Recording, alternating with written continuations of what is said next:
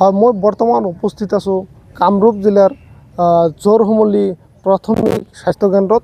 আৰু আমি NKTVয়ে যি ধাৰাবাহিক অভিযান চলাইছোঁ, ৰাজ্যৰ স্বাস্থ্য বিভাগৰ যি পয়া লগা স্বৰূপ, এই স্বৰূপটো আমি বিগত কেইবাদিন ধৰি আমি ধাৰাবাহিকভাৱে NKTVৰ তৰফৰ পৰা আমি অভিযান চলাই ৰাজ্যৰ স্বাস্থ্য বিভাগৰ যি ফপলা স্বৰূপ, এই ফপলা স্বৰূপ আমি উদঙাই দিবলৈ সক্ষম হৈছোঁ।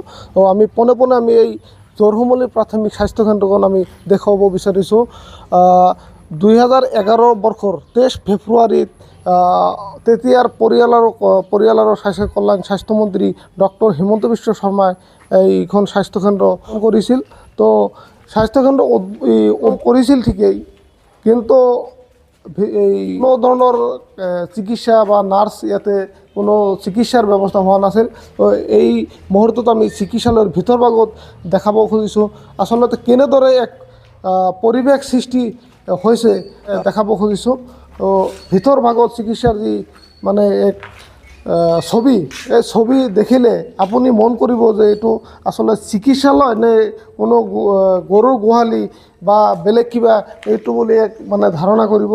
তো এই একেবাৰে ভিতৰ ভাগৰ যি অৱস্থা বহুত বেয়া লগা এক অৱস্থা। তো বাহিৰৰ পিনে আমি যি মানে দেখাবলৈ বিচাৰিছোঁ যে আন্তঃগাঁথনি ঠিকেই আছে, চাৰিওফালে যি আন্তঃগাঁথনি, চিকিৎসাৰ আন্তঃগাঁথনি বৰ ঠিকেই আছে। আন্তঃগাঁথনি থাকিলেও এই চিকিৎসালয়ৰ কোনো নাৰ্ছ বা কোনো কৰ্মচাৰী আজি পৰ্যন্ত এই চিকিৎসালয়খনত নাই। তো আমি এই সন্দৰ্ভত আমি ইয়াৰে স্থানীয় লোকৰ পৰা আমি কিছু মন্তব্য শুনিম, জানিব বিচাৰিম আচলতে কেনেকুৱা এক অসুবিধাৰ সৃষ্টি হৈছে। তো যিটো জোৰসমূলি প্ৰাথমিক স্বাস্থ্যকেন্দ্ৰ, এইখন চিকিৎসালয়ত এতিয়াৰ মুখ্যমন্ত্ৰী স্বাস্থ্যমন্ত্ৰী আছিল হিমন্ত বিশ্ব শৰ্মা। তো তেওঁ মানে এইখন মানে কৰিছিল। তো আজিলৈকে এইখন স্বাস্থ্যকেন্দ্ৰত কোনো ব্যৱস্থা চিকিৎসা ব্যৱস্থা হোৱা নাই, কি ক'ব? হয়, তাৰমানে যেতিয়া 2011 চনত তেতিয়া ইয়াত স্বাস্থ্যকেন্দ্ৰ স্থাপন হোৱাৰ পিছত ইয়াৰ স্থানীয় ৰাইজে বহুত উৎফুল্লিত হৈছিল যে আমি ইয়াতে ভাল চিকিৎসা পাম। কিন্তু দুখৰ বিষয়, সেই আশাটো আশা ৰৈয়ে গ'ল। চৰকাৰে হয়তো আমাৰ এইফালে এই স্বাস্থ্যকেন্দ্ৰ উন্নীতকৰণ বা চিকিৎসা নাৰ্ছ ষ্টাফৰ কোনো ধৰণৰ ব্যৱস্থা আজিলৈকে কৰা নাই। গতিকে নিশ্চয়কৈ এই বৃহত্তৰ জোৰসমূলি বুলি নহয়, প্ৰায় 8-10খন গাঁও সামৰে এই স্বাস্থ্যকেন্দ্ৰটোৱে। গতিকে ইয়াত যদি উপযুক্ত চিকিৎসাৰ ব্যৱস্থা কৰি দিব পৰা যায়, এই অঞ্চলৰ ৰাইজে যথেষ্ট উপকৃত হ'ব।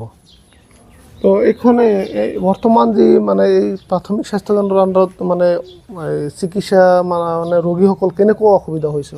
হয়, বহুত অসুবিধা হৈছে। আজি চাওক, তাৰমানে ইয়াত বিশেষকৈ গৰ্ভৱতী মহিলাসকলৰ যিখিনি সমস্যা, তাৰমানে তেওঁলোকে ইয়াত যদি কিবা ইমাৰ্জেঞ্চি কোনো ৰোগীৰ এক্সিডেণ্ট হয় বা ডেলিভাৰী হয়, এইবিলাকৰ কাৰণে ইয়াৰ পৰা 10 কিলোমিটাৰমান পূবফালে যাব লাগে বা 10 কিলোমিটাৰ পশ্চিমফালে যাব লাগে। 8-10 কিলোমিটাৰৰ ভিতৰত কোনো ধৰণৰ চিকিৎসাৰ ব্যৱস্থা নোহোৱাৰ কাৰণে হয়তো আমাৰ এইটো অতিকৈ প্ৰয়োজনীয় হৈ পৰিছে।